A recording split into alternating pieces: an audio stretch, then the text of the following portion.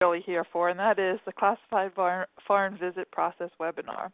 But I have to give you just a little background before we get started. This is Steve's second Learn at Lunch webinar for our Industrial Security series. He did the Technology Control Plan webinar in February. And, you know, he did such a great job that we thought we'd bring him back for return engagement. So this afternoon, Steve's going to spend the next 30 minutes or so telling us everything we always wanted to know about international visits and the classified visit process, but we're afraid to ask. So it's with great pleasure that I present for the second time on our webinar airwaves, Mr. Steve Raymond. Steve? Thanks, Christine, and good afternoon, everyone. My name is Steve Raymond, and I'm currently an instructor on the Industrial Security team here at CDSE.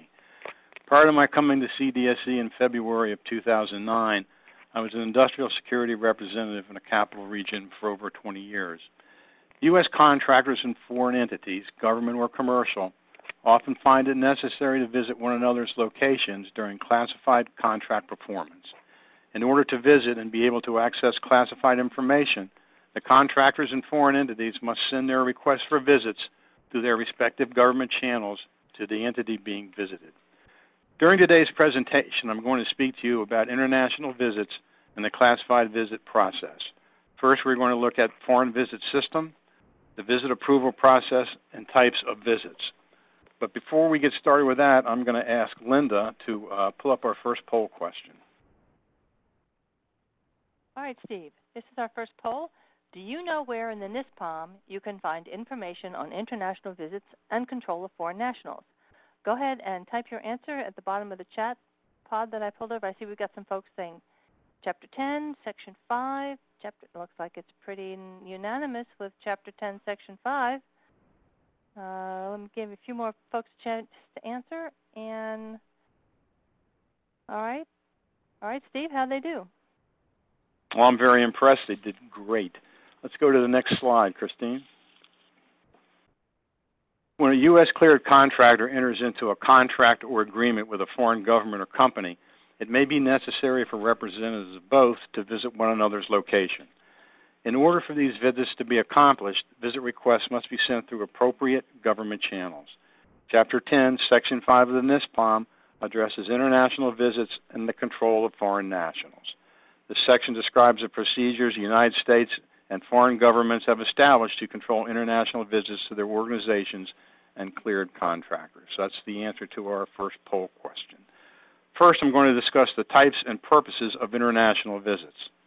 The NISPOM Section 5, Paragraph 10.507 states that requests for visits by foreign nationals to U.S. contractor facilities that will involve the disclosure of classified information, unclassified information related to U.S. government classified program, or a visit to a plant such as a manufacturing facility must be processed through the sponsoring foreign government to the U.S. government agency for approval.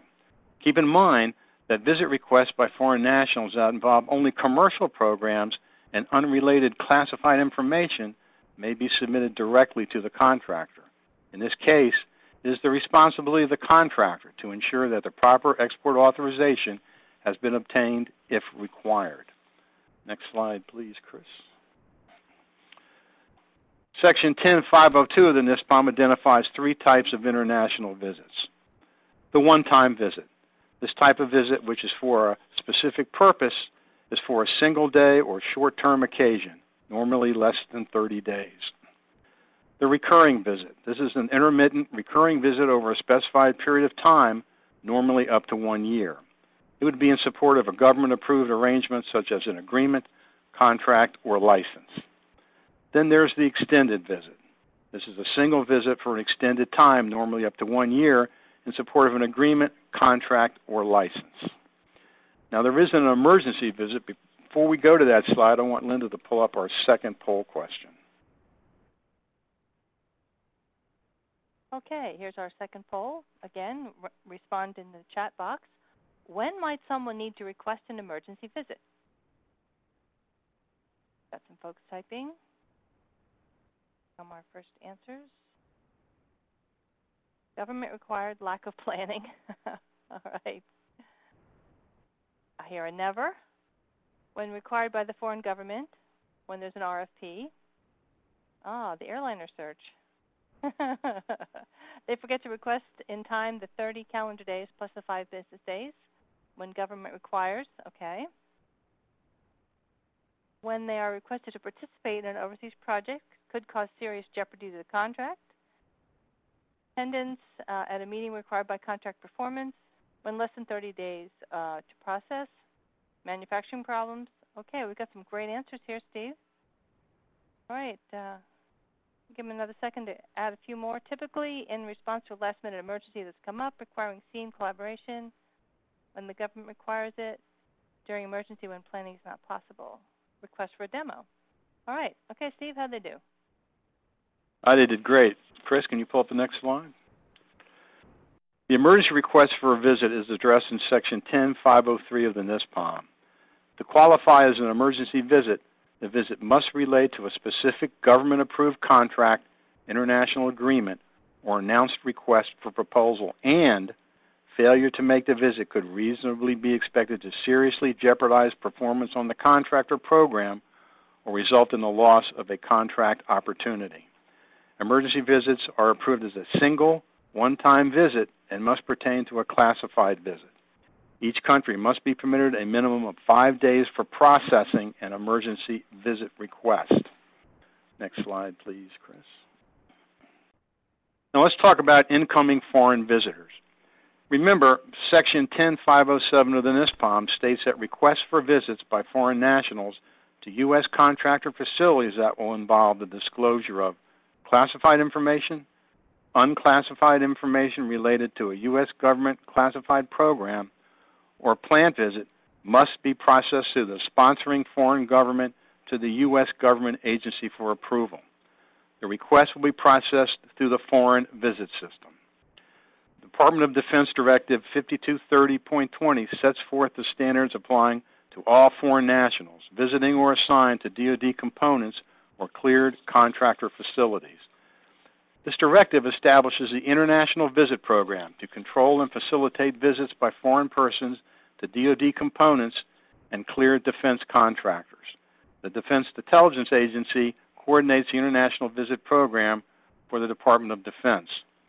Foreign nationals shall have access to classified information at the DoD component or cleared contractor facility only if they are officially sponsored by their government or an international organization such as NATO, and a security assurance is provided. And you can see the link in that slide will take you to the DoD directive.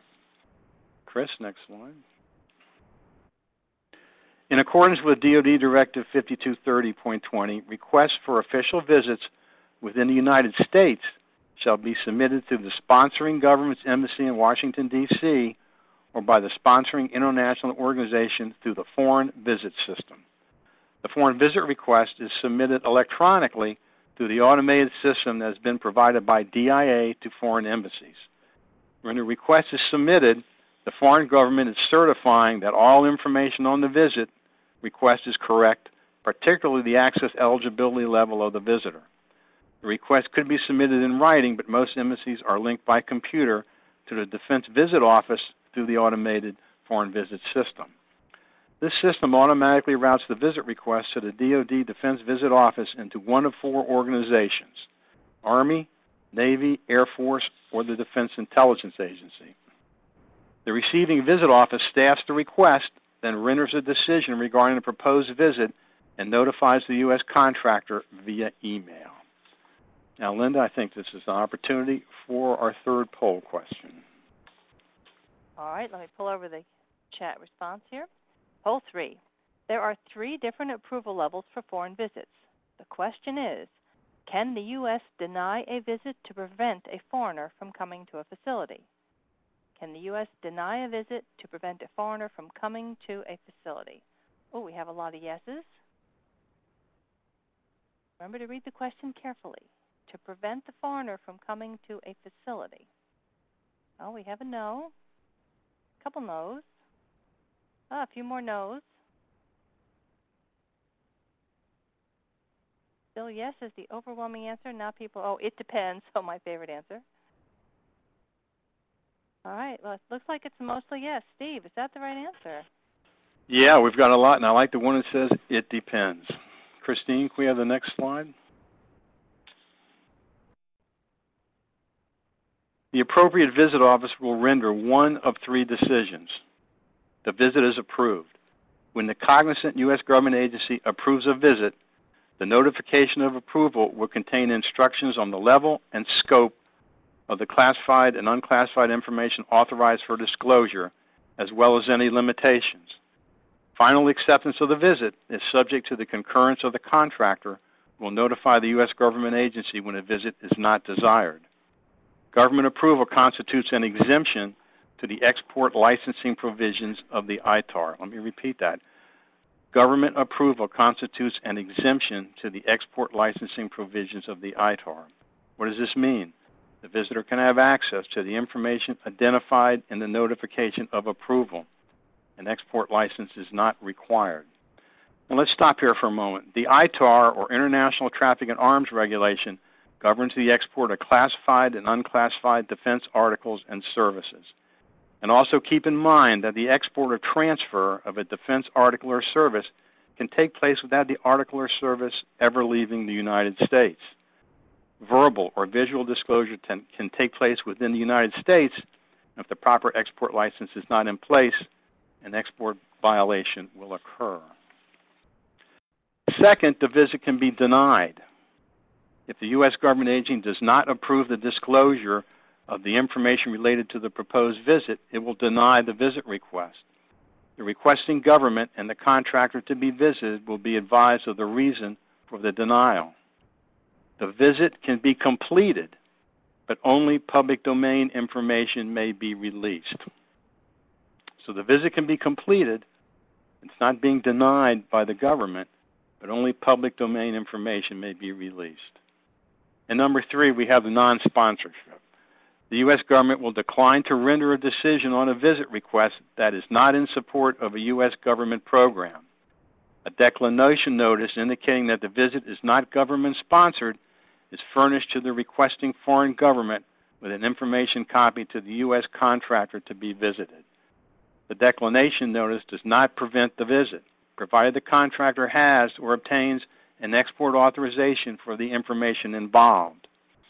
If classified information is involved, the contractor must be notified that the requesting foreign government has provided required security assurance of the proposed visitor to the U.S. government agency in the original visit request. It is the responsibility of the contractor to consult the applicable export regulations to determine licensing requirements. Chris, can we have the next slide? Prior to the arrival of the foreign visitor to your facility, you must have established procedures to ensure that the visitor or visitors are not afforded access to classified information and other export control technical data except as authorized by the approved visit request. Foreign visitors are not to be given custody of classified material except when they are acting as official couriers of their government and the cognizant security authority has authorized the transfer. You, the contractor, must maintain a record of foreign visitors when the visit involves access to classified information. These records are to be maintained for 1 year in accordance with the NISPOM. However, the ITAR requires that the records be retained for 5 years. If you are going to have long-term visitors, that you will need to implement a technology control plan. For further information regarding a technology control plan, see the link on the Contracts and Resources slide at the end of this presentation. And now, Linda, I think we'll have our fourth and last poll question. All right, this poll is a little bit different. You actually get to select on the slide. It is a true false. The DSS International Division will only process visit requests to non-U.S. sites. It will not process requests to U.S. embassies, U.S. military sites, or U.S. ships docked overseas. True or false? We have true. Let me broadcast the results here. We have 70 true, 25 false. Again, the question is true or false.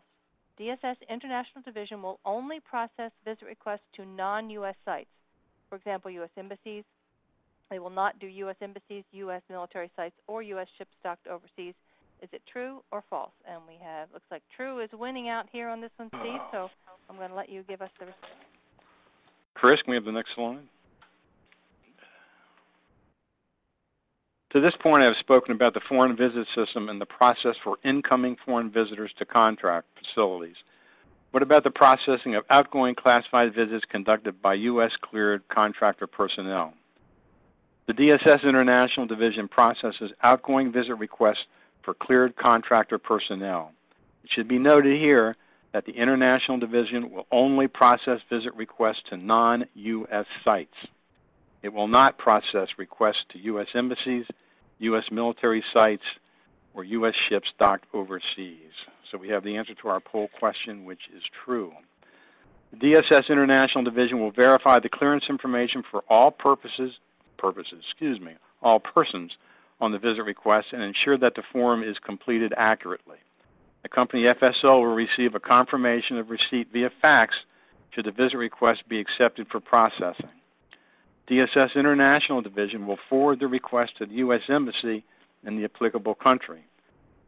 The U.S. Embassy will process and forward the visit request to the appropriate foreign government office for that country. The foreign government office will either reject the request or forward an approval to the site to be visited. 5 days processing time should be allowed for by the International Division. Next slide, please, Chris. Each country has specific lead time requirements for processing a visit request. For example, a contractor visiting Australia under a visit requiring access to classified information would need to allow for 5 days processing time by the DSS International Division and 30 days processing time by the Australian government. What does this mean? Give yourself plenty of time. More detailed information regarding specific country lead times can be found in Appendix B of the NISPOM. Next slide, please, Chris. There is a foreign visit request form to be used for outgoing international visits. This form, which is pictured on this slide, is designated as U1201. It can be found in the FSO Toolkit International tab under Outgoing International Visits. In addition to the form, you will also find instructions, hints, and a sample form already completed to serve as a guide. There are specific forms for Canada, Germany, and Saudi Arabia that are also found under the Outgoing International Visits tab. Well, we're at the end of my presentation, so let me summarize what I have discussed. First, Chapter 10, Section 5 of the NISPOM addresses international visits and the control of foreign nationals. Visit requests by foreign nationals to U.S. contractor facilities that involve the disclosure of classified information, unclassified information related to a classified contract, or a plant visit must be processed through the sponsoring foreign government to the U.S. government agency for approval. The types of international visits are the one-time visit, the recurring visit, and the extended visit. In special circumstances, an emergency visit can be approved. 2. Processing the incoming foreign visit request.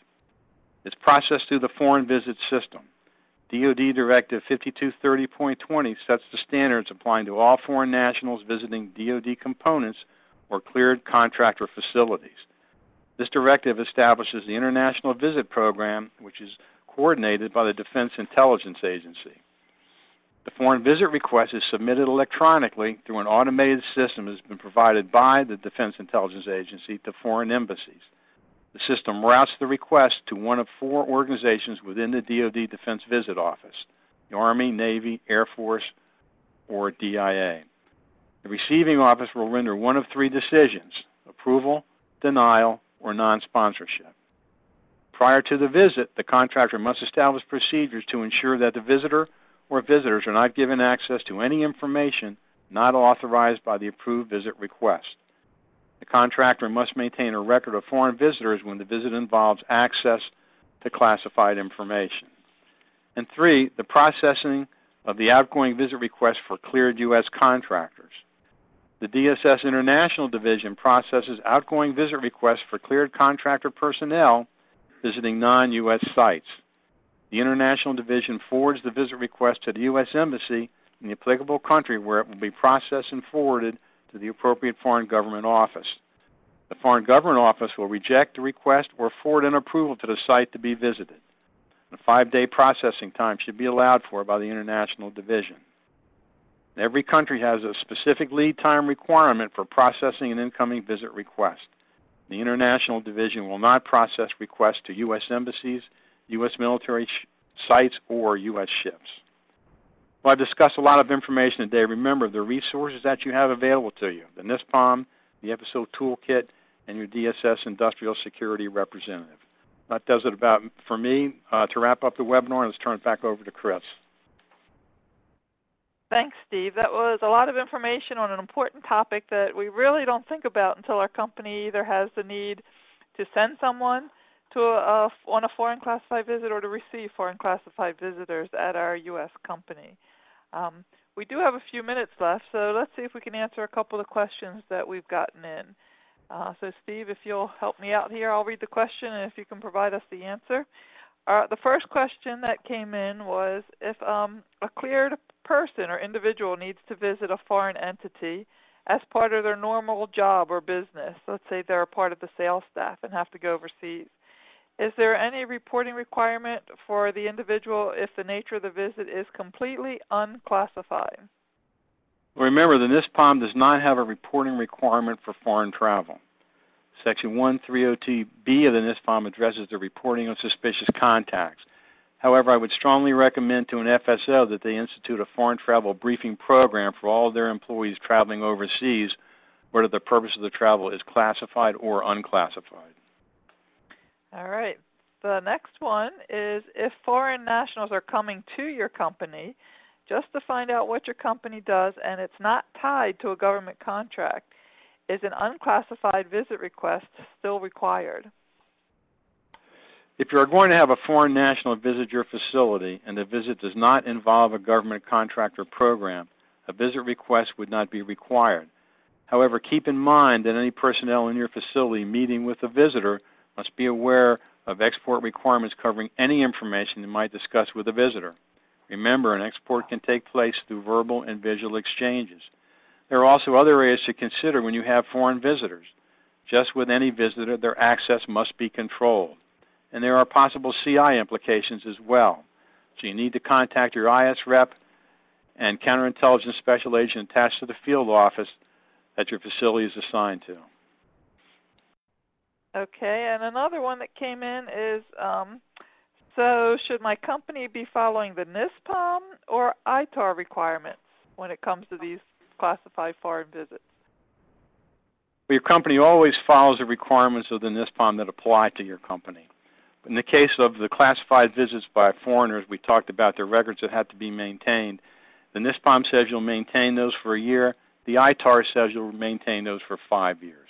Bottom line, you always follow what the NISPOM says, and in addition, the ITAR says you must maintain those records for 5 years. The answer to these questions and any that came in that we didn't have time to answer or couldn't answer here today on our archive webinar page on our CDSE site. So if you didn't get an answer to your question this afternoon, be sure maybe in the next week or so. We have to send those through our PAO process, but we'll get them there as soon as we can. Thank you, Steve. That was a good job, and that's why we keep bringing you back to do these. So don't be surprised if you see Steve's name on a future Industrial Security Learn at Lunch webinar. Let's see what else we have for you here. And we'd like to leave you with our contact and webinar resource information. One last thing I'd like to see if you could do for us is when you get the thank you email from us within the next day or two, if you'd please take a moment to fill out our webinar survey. There will be a link in that email. And the survey is very short, but the information is very important to us that you provide and is greatly appreciated. So if you'll just spend a moment or two to help us out, it helps us to continue to improve these webinars for all of us. On behalf of CDSE, I'd like to thank you again for spending a part of your day with us. We know how busy you all are and hope you find this 30-minute training well worth your while. That about wraps it up. We hope we've helped to kick your summer off to a great start. Enjoy what's left of today. Remember to always wear sunscreen, and don't ever miss an opportunity to learn at lunch. See y'all next time. Take care. Bye-bye.